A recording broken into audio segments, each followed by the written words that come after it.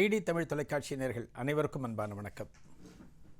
எத்திக்கும் தித்திக்கும் முருகா நிகழ்ச்சியில் இன்றைய தினம் நம்ம பார்க்க போகிறது திருச்செந்தூர் முருகப்பெருமானை பற்றி ஒரு சம்பவம்.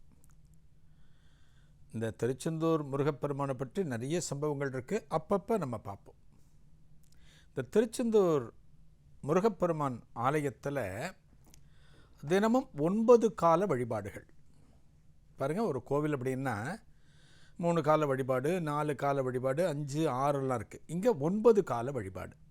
ரொம்ப பெரிய கோவில். இந்த ஆலயத்தில் மூலவர் முருகப்பெருமான்.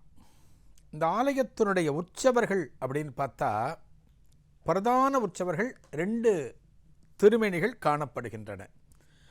ஆறுமுகர் என்கிற ஷண்முகர், இன்னொருத்தர் ஜெயந்திநாதர். உற்சவருக்கே உற்சவர் இந்த ஆலயத்தில் உண்டு. ஆக்சுவலாக சாதாரணமாக மூலவருக்கு உற்சவர் உண்டு. இந்த ஷண்முகர் உற்சவருக்கு ஒரு உற்சவர் உண்டு, குமாரவிடங்க பெருமாள்னு பேர். குமாரவிடங்க பெருமாள். அதே போல் ஜெயந்திநாதருக்கு அலைவாய் பெருமான் அப்படின்னு ஒரு உற்சவர் உண்டு. அப்படின்னா பாருங்கள், இந்த ஆலயத்தில் 4 உற்சவர். இதில் பிரதான உற்சவர் ஷண்முகர், ஜெயந்திநாதர். இப்போ சூரசம்ஹாரம் நடக்கிறது பார்த்தீங்களா, கந்த சஷ்டியில், அப்போ போகிறவர் பேர் ஜெயந்திநாதர்.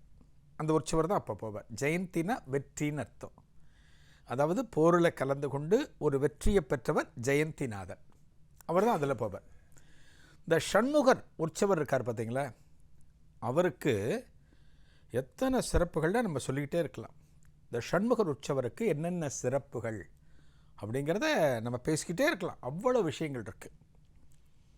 ஒரே ஒரு விஷயத்தை மட்டும் சொல்கிறேன். இந்த ஷண்முகர் உற்சவர் எந்த இடத்துல காணப்படுவார் திருச்செந்தூர் ஆலயத்தில்னா, வடமலையப்ப பிள்ளை மண்டபம் அப்படின்னு ஒரு மண்டபம் இருக்குது. அங்கே தான் இருப்பார் அவர். அந்த மண்டபத்தில் இப்போவும் காட்சி தருவார். இந்த ஷண்முகர் உற்சவரை பார்த்தீங்க அப்படின்னா, என்னடா இவரே மூலவர் மாதிரி இருக்காரே அப்படின்னு நமக்கு தோணும். அந்த அளவுக்கு அற்புதமான பிரம்மாண்டமான திருமேனி இந்த ஷண்முகர். இந்த ஷண்முகருக்கு அத்தனை பெருமைகள் உண்டு. இந்த ஷண்முகர் விக்கிரகம் ஆலயத்தில் இருக்கிற போது டச்சுக்காரர்கள் காலம், வடமலையப்ப பிள்ளையே எல்லாம் ரொம்ப ஒரு சில 100 ஆண்டுகளுக்கு முன்னால், அந்த காலத்தில் பார்த்தோம் அப்படின்னா நாயக்க மன்னர்களோட காலத்தில் இந்த நெல்லை சீமை பல பகுதிகளில் அந்த காலத்தில் உண்டு. அவர்களுக்கு உட்பட்டு இந்த நெல்லை சீமையில் ஒரு ஆண்டு வந்தவர் வடமலையப்ப பிள்ளை அப்படிங்கிறவர். அவர் தான் அந்த ரீஜியம்லாம் அவர் தான் ஆட்சி. அவரோட நெல்லை சீமையோட கட்டுப்பாட்டில் தான் திருச்செந்தூர் கோவில் வரும். இந்த வடமலையப்ப பிள்ளை அப்படிங்கிறவர் முருகனுடைய பக்தர், திருச்செந்தூர் முருகனுடைய பக்தர். ஆச்சா, இந்த ஷண்முகர் அந்த காலத்தில் டச்சு படைகள் இந்தியாவுக்குள்ளே வந்தபோது அவங்களோட பிரதான வேலை என்ன அப்படின்னா, அங்கங்கே கொள்ளையடிக்கிறது. நமது ஆலயங்களில் எத்தனை சொத்துக்கள், எத்தனை தங்கம், எத்தனை வைரங்கள், இவையெல்லாம் அந்த காலத்தில் ஆலயங்கள் இருந்தன அப்படின்னா அதுக்கெல்லாம் கணக்கே கிடையாது. ஒரு ஆலயத்தில் பார்த்தீங்கன்னா தங்கத்திலான விக்கிரகங்கள் காணப்படும். விக்கிரகமே தங்கத்தில் இருக்கும். ஒரு ஆலயத்தினுடைய சொத்துக்கள் அவ்வளவு இருக்கும், பொன்னும் பொருளும் அவ்வளவு இருக்கும். இதெல்லாம் கொள்ளையடிக்கிறதுக்காகத்தான் அந்நியர்கள் நமது தேசத்திற்கு வந்தார்கள். நம்ம வரலாற்றில் படிச்சிருக்கோம். டச்சுக்காரர்கள் இந்த திருச்செந்தூர் ஆலயத்தில் இருக்கிற செல்வ வளங்களை பற்றி கேள்விப்பட்டு இதை கொள்ளையடிக்கலான்னு படகுல வராங்க, திருச்செந்தூருக்கு வராங்க. இவங்க வராங்கன்னு சொன்ன உடனே அந்த திருச்செந்தூரில் இருக்கிற பக்தர்கள் அத்தனை பேரும் சேர்ந்து அவர்களை எதிர்க்கிறார்கள். ஆனால் அந்த டச்சு படைகள்கிட்ட சில ஆயுதங்கள், நவீன ஆயுதங்களை அந்த காலத்திலேயே வைத்திருந்தார்கள். இந்த ஆயுதங்கள்லாம் வச்சு இந்த பக்தர்கள்லாம் தலையை கொய்து விட்டார்கள். பல பக்தர்கள் மடிந்து போனார்கள். ஆலயங்களை காப்பாற்றுவதற்காக நமது முன்னோர்கள் எந்த அளவுக்கு பாடுபட்டிருக்காங்க, ஒவ்வொரு கோவிலையும் எப்படியெல்லாம் பாதுகாத்து நம்மிடம் கொடுத்திருக்கிறார்கள் அப்படிங்கிற தகவல்களை நம்ம இன்றைக்கி தெரிஞ்சிட்டோம் அப்படின்னா நமது கண்களில் ரத்தம் தான் வரும், தண்ணீர் வராது. அதுபோல் எத்தனையோ சம்பவங்கள் எத்தனையோ நிகழ்வுகள் நடந்திருக்கின்றன. இந்த கோவிலில் பார்த்தீங்க அப்படின்னா, இந்த வடமலையப்ப பிள்ளைக்கு அந்த அளவுக்கு திருச்செந்தூர் இந்த சண்முகர் மீது ஒரு விருப்பம். இந்த விக்கிரகத்தை அடிக்கணும், இந்த விக்கிரகத்தை எப்படியான களவாடணும், இந்த ஆலயத்தினுடைய சொத்துக்களை கொண்டு போகணும் அப்படிங்கிறதுக்காகத்தான் அவர்கள் இங்கே வந்திருக்கிறார்கள். என்ன பண்ணுறாங்க, போர் நடக்குதுன்னு சொன்னேன், பலரும் மடிந்தார்கள். ஆனால் பாருங்கள், கடைசியில் அவங்க என்ன பண்ணுறாங்க, கோவிலுக்குள்ளே பல விக்கிரகங்களை சிதைத்து அந்த ஆலயத்தில் இருக்கிற சில சிற்பங்களையெல்லாம் உடைத்து இந்த சண்முகரையும் மற்றும் சில பொருட்களையும் கவர்ந்து செல்கிறார்கள் படகுல. இது வடமலையப்ப பிள்ளைக்கு அப்போ தெரியல. ஏன்னா அவர் திருநெல்வேலி சீமையில் இருக்கார். அவருக்கு தெரியல. இவங்க எல்லாம் களவாடிட்டு போயிட்டாங்க. களவாடிட்டு போகிற போது, அதாவது இலங்கையை நோக்கி செல்கிறார்கள். டச்சுப்பட தங்களை பாதுகாத்து கொள்வதற்காக பக்கத்தில் இருக்கிற இலங்கைக்கு முதல்ல போகலான்னு இலங்கையை நோக்கி படகுல போகிறாங்க.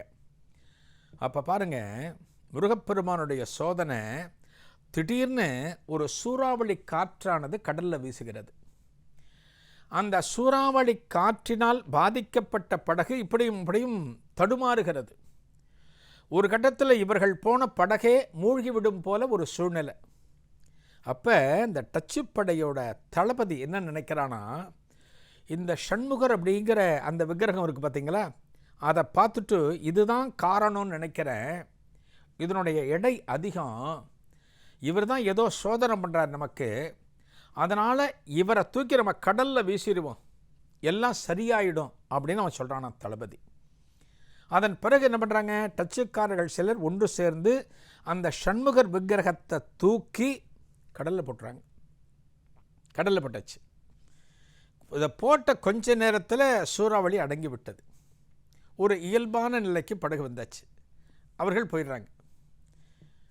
இந்த படகுல இந்த சண்முகரை கடத்திட்டு போனது வரைக்கும் தான் வடமலையப்ப பிள்ளைக்கும் அங்கே இருக்கிற மக்களுக்கும் தெரியும். நடுப்புற சூறாவளி வந்தது, இந்த சண்முகர் விக்கிரகத்தை அவர்கள் கடலிலேயே வீசியதெல்லாம் யாருக்கும் தெரியாது. இந்த வடமலையப்ப பிள்ளைக்கு இந்த தகவல் வருது, நைட்டு வருது, இரவு வருது, இது போல் இந்த விக்கிரகத்தை கொள்ளையடிச்சிட்டு போயிட்டாங்க, டச்சுக்காரர்கள் போயிட்டாங்க, எடுத்துகிட்டு போயிட்டாங்கன்னு தகவல் தெரிய வருது.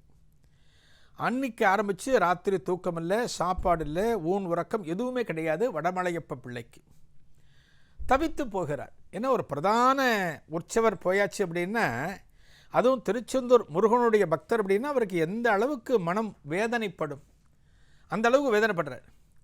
அந்த உற்சவர் இல்லாமலேயே சில காலம் பூஜை நடக்கிறது.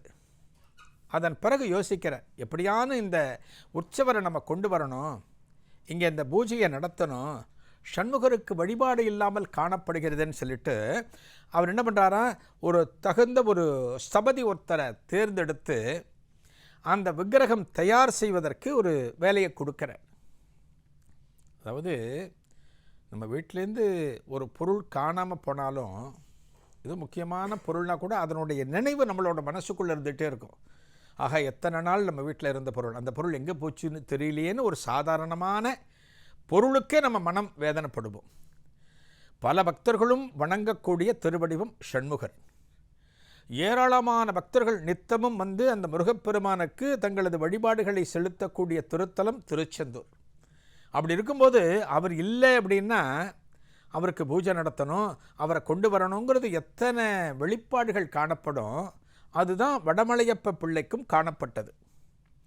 அவர் ஒரு ஒருத்தட்ட சொல்லிட்டார், இதுக்கு இது போல் பண்ணணும்ப்பா, அதே போல் பண்ணணும், அந்த சண்முகர் எப்படி இந்த ஆலயத்தை அலங்கரித்தாரோ அதே போல் செய்யணும் அப்படிலாம் சொல்லிட்டார். சொல்லி அந்த விக்கிரகம் வந்த பிறகு அதற்கு வழிபாடுகளை நடத்தின பிறகு தான் எனது மனமானது அமைதியுறும் அப்படின்னு சொல்கிறார், எல்லார்கிட்டையும் சொல்கிறார். அந்த அளவுக்கு அந்த வடமலையப்ப பிள்ளைக்கு அந்த முருகன் மேலே அத்தனை ஒரு பிரீத்தி, அத்தனை ஒரு அன்பு. அவர் தயார் பண்ணுறார். அன்றைக்கி ராத்திரி, அன்றைய தினம் ராத்திரி வடமலையப்ப பிள்ளைக்கு ஒரு கனவு வருது. இந்த கனவுல யார் வர? முருகப்பெருமான் வர. எந்த முருகன்? சண்முகரே வர. அந்த சண்முகரே இவருடைய கனவுல சொல்கிறாராம், ஏன்பா நீ என் மேலே எவ்வளோ பக்தி வச்சிருக்கேன்னு தெரிகிறது, நான் காணலை, கொஞ்ச நாளாக கோவிலில் இல்லைன்னொன்னு நீ துடிச்சு போயிட்ட, நீ சாப்பிடவும் இல்லை, உனக்கு தூக்கமும் இல்லை, எல்லாமே எனக்கு தெரியும்.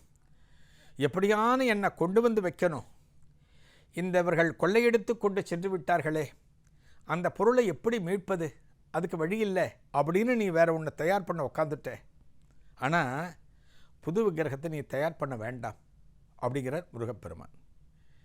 வடமலையப்ப பிள்ளைக்கு அந்த கனவில் ஒரு மாதிரி இருக்குது. என்னடா அது தயார் செய்ய வேண்டான்னா அந்த முருகப்பெருமானை எப்படி நம்ம வைக்கிறது? இந்த டச்சுக்காரர்களோடு போர் புரிய முடியாது. ஏன்னா அவங்க படம் அந்த அளவுக்கு வலிமையானது. அவர்களோடு போர் புரிந்து இந்த விக்கிரகத்தை மீட்க முடியாது. அது நன்னாவே தெரியும் வடமலையப்ப பிள்ளைக்கு. அதனால தான் போர் தொடுக்கும் முயற்சிகள் அத்தனையும் கைவிட்டுட்டு இன்னொரு விக்கிரகத்தை தயார் செய்வோன்னு இறங்கியிருக்கார். முருகன் சொல்கிறார் தயார் செய்யாத அப்படிங்கிறார். முருகா, அப்படின்னா நான் என்ன பண்ணுறது? ஷண்முகர் உற்சவர் வேணுமே இந்த ஆலயத்திற்கு. அந்த பழமையான விக்கிரகத்தை பலரும் பார்க்க வேண்டுமே, அதை மீட்க முடியலன்னு தானே நான் புதுசாக ஒன்று பண்ண சொன்னேன். அப்படிங்கும்போது முருகர் கனவுல சொல்கிறானா, ஒன்றும் கவலைப்படாத, அந்த இடம் அந்த விக்கிரகம் கடலில் ஒரு இடத்துல மூழ்கி இருக்குது. அதை கொண்டு போனவங்க அந்த விக்கிரகத்தை எடுத்துகிட்டு போகல, என்னை எடுத்துகிட்டு போகலை. ஒரு சூறாவளி வந்தது, என்னை தூக்கி கடலில் வீசிட்டாங்க. நான் கடலில் தான் இருக்கேன், மீண்டும் இந்த ஆலயத்திற்கு வர விரும்புகிறேன் அப்படின்னு சொல்லிட்டு அந்த முருகப்பெருமான் அந்த கடலில் எந்த இடத்தில் தான் இருப்பதாக இவருக்கு தகவல் சொல்கிறார். வடமலையப்ப பிள்ளைக்கு கனவில் எந்த இடம் சொல்கிறார்? ஒரு குளத்தில் ஒரு பொருள் மூழ்கி இருந்தாலே அதை தேடுறதுக்கு நமக்கு கஷ்டம். ஒரு குளத்தில் மூழ்கி இருந்தாலே, ஒரு குளங்கிறது சின்ன இடம், ஒரு கடல் சமுத்திரம் நினச்சி பாருங்களேன்.